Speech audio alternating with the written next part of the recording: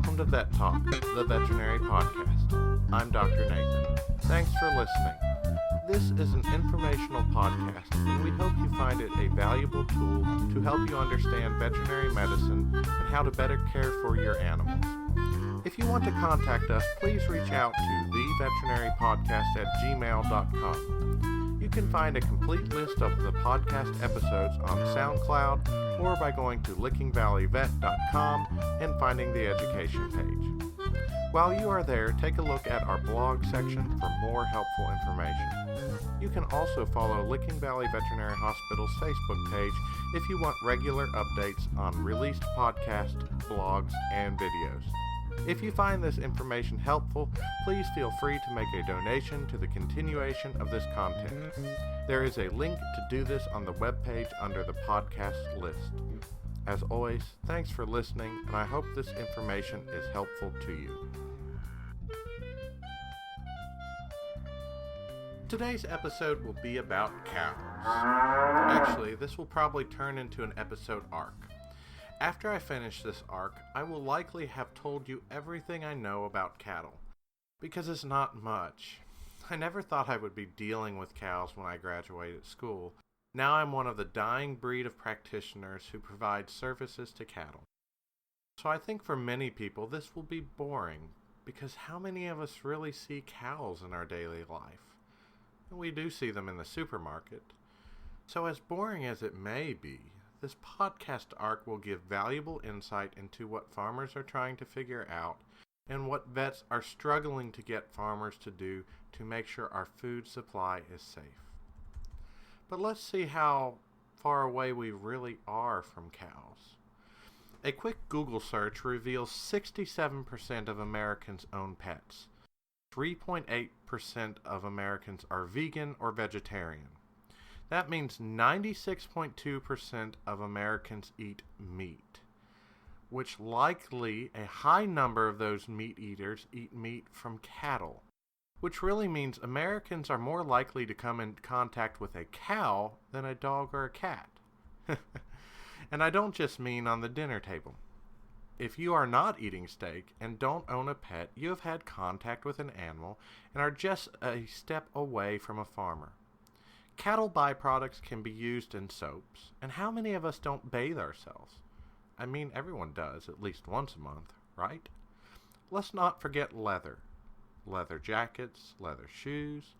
Even if you don't own pets, you're going to come in contact with something from a cow.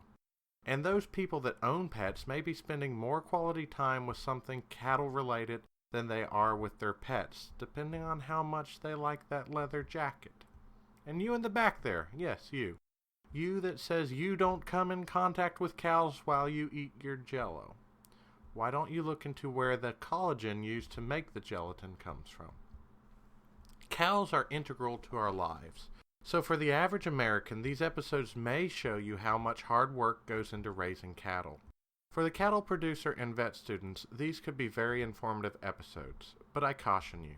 Some of the diseases I talk about that are causing problems for the cattle in Kentucky in 2020 are something you may be looking at in hindsight or have not yet experienced depending on your geographic location.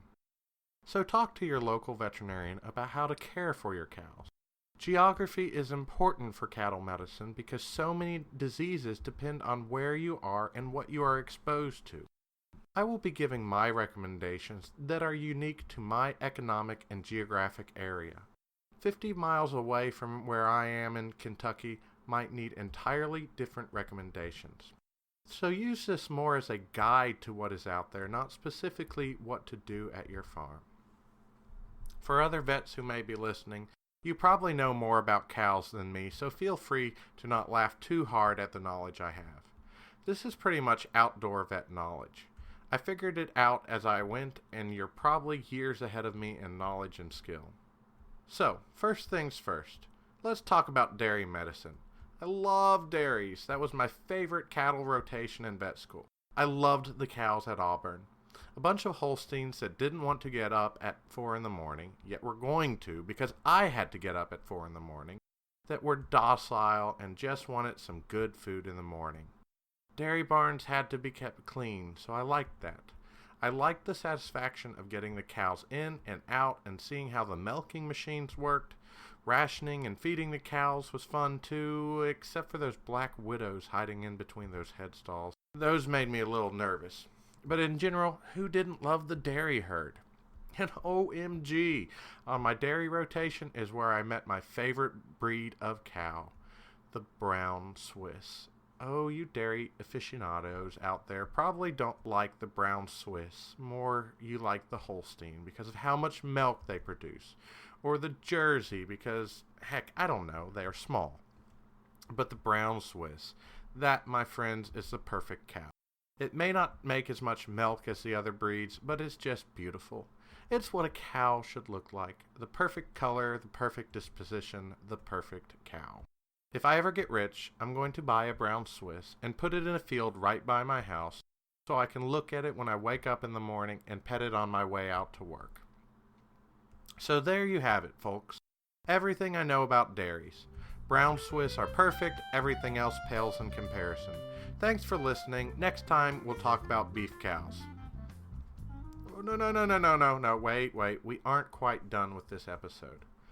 How about a little history lesson? My grandmother used to tell us stories about how she would go milk the cows in the morning so they would have milk to drink that day. Almost every old farmer I have as a client started out with dairy cows. Practically every farm I go to has old milk sheds and milking buildings. My area of Kentucky had dairies everywhere.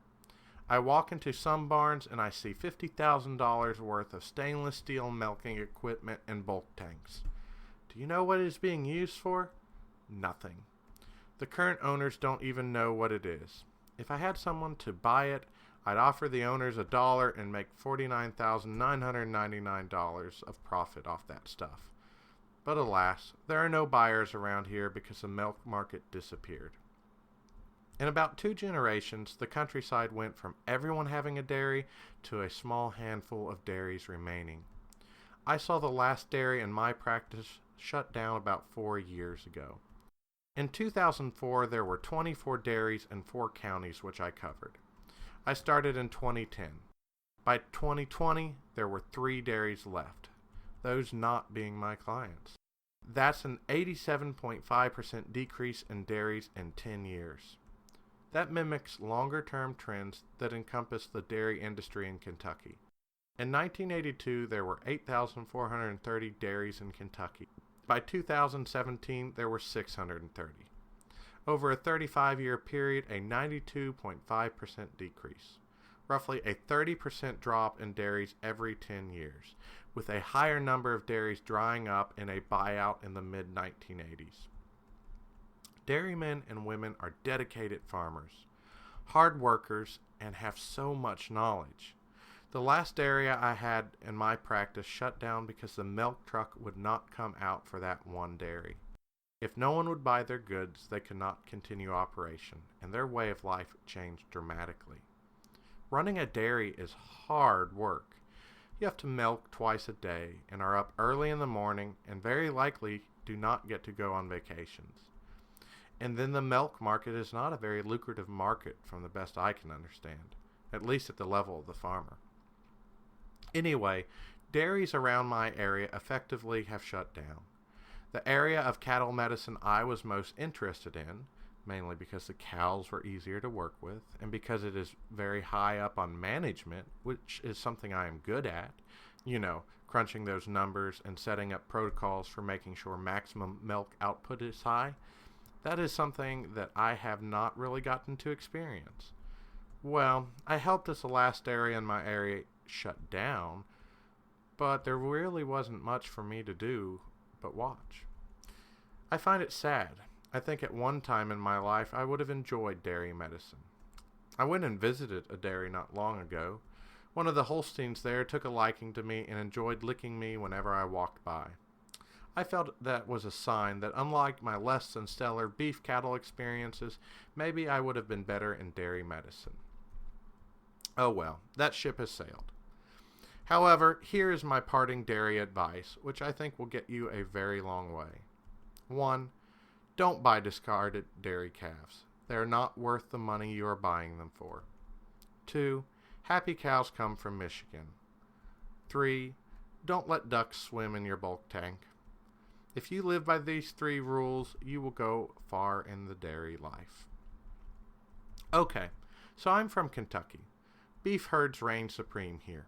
Actually, east of the Mississippi, Kentucky produces more cattle than any other state. That is primarily from smaller producers because the average herd size in the state of Kentucky is 15 cows. Quite impressive. The problem is, I'm not sure how many cattle farmers are actually making money with numbers that small. Kentuckians have a very strong work ethic, but sometimes we don't follow the sage advice of working smarter, not harder. There are a few different types of cattle operations. The basic is cow-calf operations. That is what I primarily work with. This is where the farmer has a cow, gets it bred somehow, and has a calf. They then raise the calf to a certain age and sell it off. They can sell it directly to a market, or they can sell to someone who runs a feeder or grower operation. A feeder operation is where a cattleman buys a calf after it is weaned and basically puts weight on the cow. They have the advantage of just having cattle for certain times of the year and not having to deal with breeding operations. They get a cow, feed it, sell it at the proper time, and after that, honestly, it gets fuzzy to me. I lose track of cattle after this, and then the next time I see them is when I am visiting Longhorn. Actually, we should probably go over some terms here. I say cows and use that to describe any bovine-type creature, but really we have more specific nomenclature. Cows are more specifically female bovines that have had one calf. Heifers are female bovines which have not had a calf. The term calves covers a broad range of animals, but can be anything from a day-old calf to an animal that is 500 or 600 pounds. That range can be confusing when talking with owners because handling a 50-pound calf or dosing a 50-pound calf with medicine is much different than dosing a 500-pound calf. And then, of course, lastly, we have the bull. The bull is the big boy in town. His job is to get her done, as they say. Usually the bull is the biggest of the bovines and also the wimpiest, which is quite a dangerous combination because a big wimp has a lot of muscle and weight to throw around. Now, even though I just clarified all these terms, most of the time I just say cows to cover a generalization of whatever bovine I'm talking about. So go with me and it will probably start to make sense in your head. All this being said, I typically deal with cow-calf operations. So that is what most of my discussions will be about and where my experience with cows has been earned. Out in the field, in the mud, and in the cow patties. The green badge of courage is easy to obtain and harder to remove from clothing than one might think. So this will be the close of this episode. In the next episodes, we will go over basic recommendations for care, specific diseases and vaccines, care of bulls, biosecurity, and more. Caring for cattle is complex. Most of the farmers I work with do this as a part-time occupation. They have a full-time job and then come home to their families and then on top of that make time to feed, house, grow, treat, and maintain a healthy herd of animals. That's extreme dedication. And the first step to getting steak on the table for you to eat or getting the leather for your designer jacket. It's hard work and no easy task in Kentucky because of the small herd size people are dealing with and everything that is required to raise cattle, with, on top of that, profit margins not being spectacular. While I may sound harsh to cattle clients sometimes, I am harsh because I am trying to help them provide better and more profitable care. It's easy to judge from a distance and wonder why all farmers just don't make everything perfect. But it takes a lot of work. Farmers are the backbone of America. They keep us going. I'm harsh sometimes because I hope I am right there with them helping. But in reality, I know they do some of the hardest and most thankless work around. So realize over the next few episodes, as you are overwhelmed with the knowledge I am giving you, that the farmer needs to grasp all these concepts, but also be out there every day, caring for the animals and able to make enough money to feed themselves and the animals they care for. So I hope the next few episodes show you what we are dealing with in the cattle world and what people are doing to get meat to your table and an idea of all the care that cattle farmers are putting into animals. I've been seeing on the news a lot of people upset with how we handle cattle in America, and we can certainly improve. My grandpa told me the day I don't learn something new is the day I die, and that is true for farming. We have to constantly improve. However, I have seen very emotional people upset by what is happening to animals, and it seems they are upset because they are personifying the animal. If I may philosophize a bit, animals are not people. They don't think just like we do. The things that bother them don't bother us. Take, for example, my horse's fear of culvert pipes, and the things that bother us don't bother them.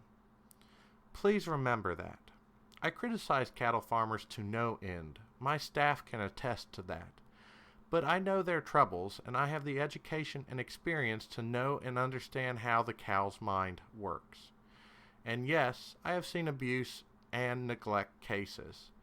But typically, I see a dedication to quality of care unmatched in many other professions. And guess what? In general, cattle are pretty happy where they are, even in states that aren't Michigan. Sorry, Dr. Walls. Thanks to Eunice for some facts and figures down at the Kentucky Department of Agriculture, and I'll see you next time on Vet Talk.